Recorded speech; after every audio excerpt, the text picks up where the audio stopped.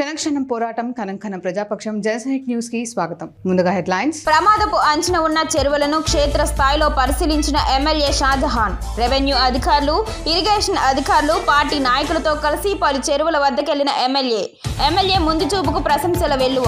నష్ట నివారణ చర్యలు తీసుకోవాలని ఆదేశం. పేదలు, రైతులకు భారీ నష్టం జరగకుండా జాగ్రత్తలు. దీర్ఘకాలిక వ్యూహంతో డిప్యూటీ సీఎం ముందడుగు. 2 దశాబ్దాల రాజకీయ ప్రణాళికతో అడుగులు.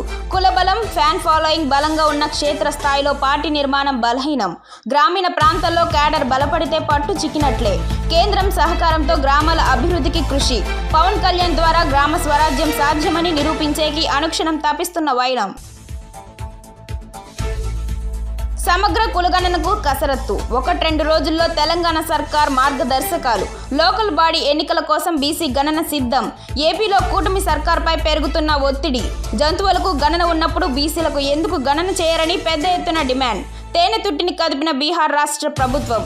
దేశవ్యాప్తంగా చేసి తీరుతామని కాంగ్రెస్ పార్టీ అధినేత రాహుల్ గాంధీ నేతృత్వంలో తీర్మా.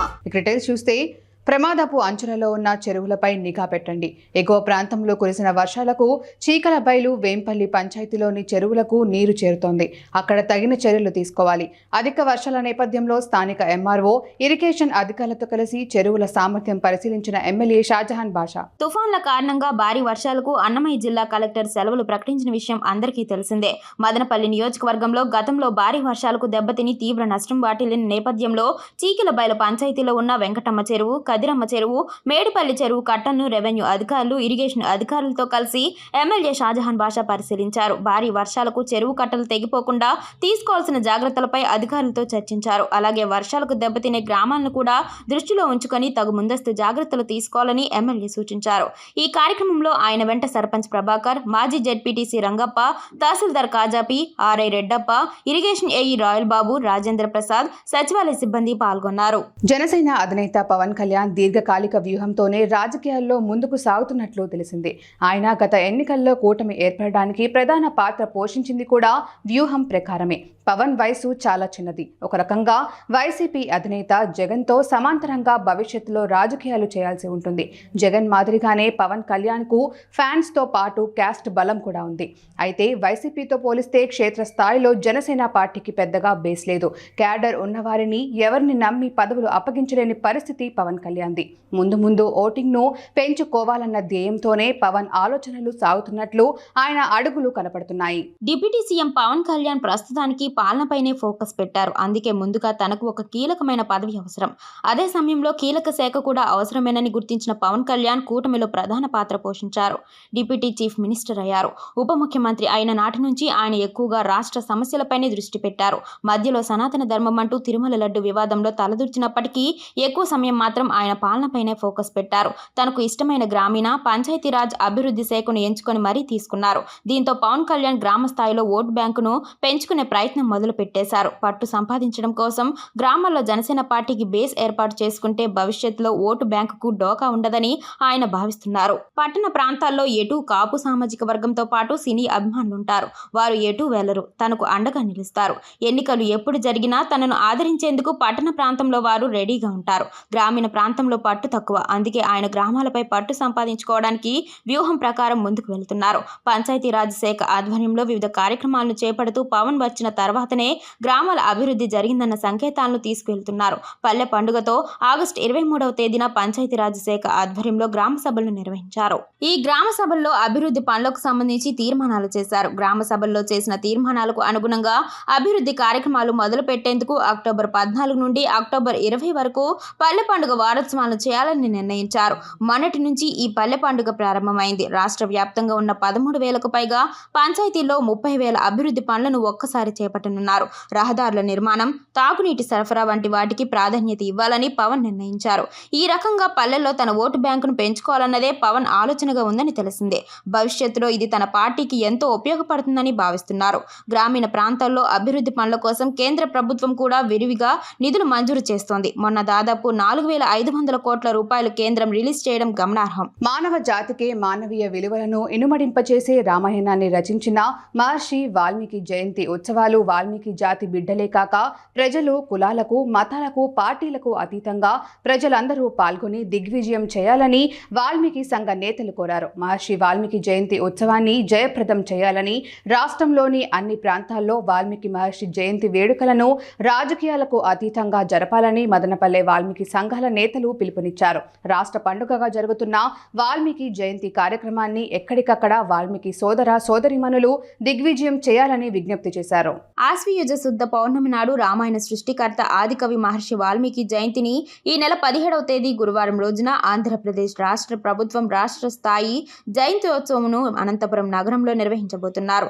అదేవిధంగా వాల్మీకి జయంతిని ప్రతి వాల్మీకి బిడ్డ ఉత్సవంగా నిర్వహించాలని మదనపల్లె వాల్మీకి సంఘాలకు చెందిన నాయకులు పొదల నరసింహులు, బొగ్గిటి కృష్ణమూర్తి, ముత్తరాసి హరికృష్ణ, నల్లబోతుల సుదర్శన్ బాబు, మేకల విజయ్ కుమార్, నాగినేని గోవింద్, పులి శ్రీనివాసులు, నిమ్మనపల్లె లక్ష్మణ్, సద్దల జయసింహ, బొగ్గిటి మధుబాబు, పాకాల హరి, చీకిల బయలు ప్రభాకర, పూలకొంట్ల హరిబాబు, రామసముద్రం ఆనంద్, బసినికొండ చలపతి, శివరాజ్ కుమార్, సీనియర్ కుల నాయకులు ఎర్రబాబు, మాజీ కౌన్సిలర్ శ్రీనివాసులు, లక్ష్మీదేవి, పులి మహాలక్ష్మి వేర్వేరు ప్రాంతాల్లో తమ జాతి జనాలకు పిలుపునిచ్చారు. 2014 నవ్యాంధ్రప్రదేశ్ ఏర్పడిన తర్వాత ప్రతి ఏడాది ఆశ్వయుజ మాస శుద్ధ పౌర్ణమి నాడు మహర్షి వాల్మీకి జయంతి రాష్ట్ర స్థాయి వేడుకగా జరపాలని నిర్ణయించడం జరిగింది.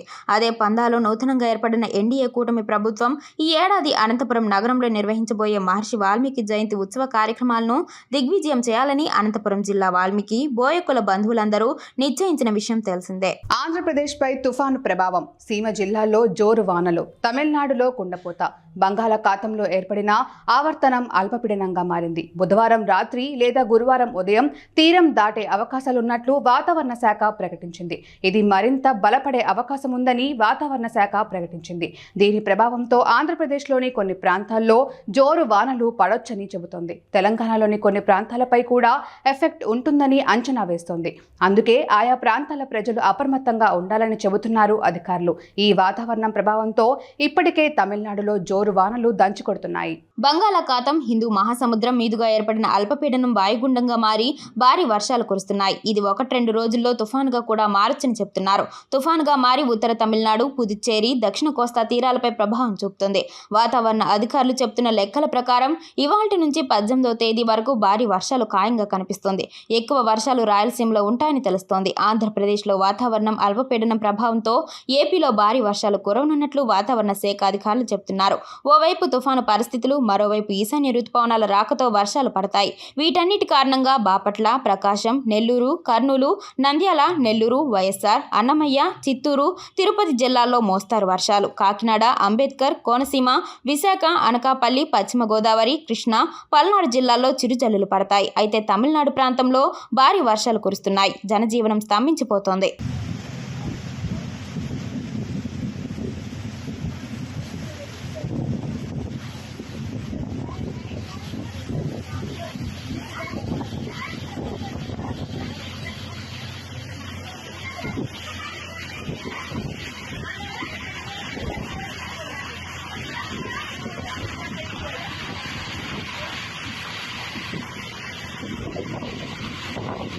సమగ్ర కులగణనకు కసరత్తు. 1-2 రోజుల్లో మార్గదర్శకాలు సమగ్ర కులగణన చేపట్టేందుకు జిల్లాల అధికార యంత్రాంగం ఏర్పాట్లు చేస్తుంది.